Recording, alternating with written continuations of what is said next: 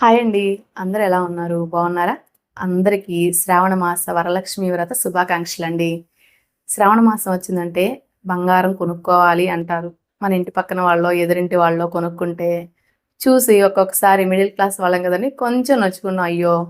మనం కూడా కొనుక్కుంటే బాగుండేది కదా! పెద్ద పెద్దవి కొనుక్కోకపోయినా ఏదో ఒకటి చిన్నది అంటే కొంచెం సెంటిమెంట్‌గా ఫీల్ అవుతాం కదండీ! శ్రావణ మాసంలో బంగారం కొనుక్కోవడం అంటే.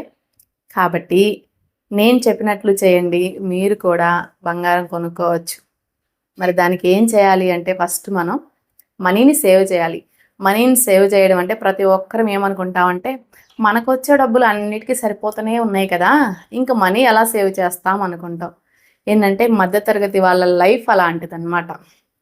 ముఖ్యంగా ఇంట్లో వాళ్ళనైనా అడిగి కొనుక్కోవచ్చు అనుకుంటే శ్రావణ మాసం వచ్చిందంటే పిల్లల స్కూళ్ళు, కాలేజీలు ఇప్పుడే కదండీ స్టార్ట్ అయ్యేది. కాబట్టి వాళ్ళు ఒప్పుకోరు. మరి మనం బాధపడకుండా, వాళ్ళని బాధ పెట్టకుండా మనం బంగారం కొనుక్కోవాలి. ఎలా కొనుక్కోవాలి అంటే ఈరోజు శ్రావణ మాసం వరలక్ష్మి వ్రతం కదండీ! మంచి రోజు. కాబట్టి మీ దగ్గర రూ. 10 ఉన్నా, రూ. 50 ఉన్నా కానీ మీరు సేవ్ చేయండి. ప్రతి రోజువారీ ఖర్చుల్లో ఎంతో కొంత తీసి ఇలా ఒక ముంత తీసుకొని దీనిలో వేసేయండి. అప్పుడు మనీని సేవ్ చేసుకోవచ్చు.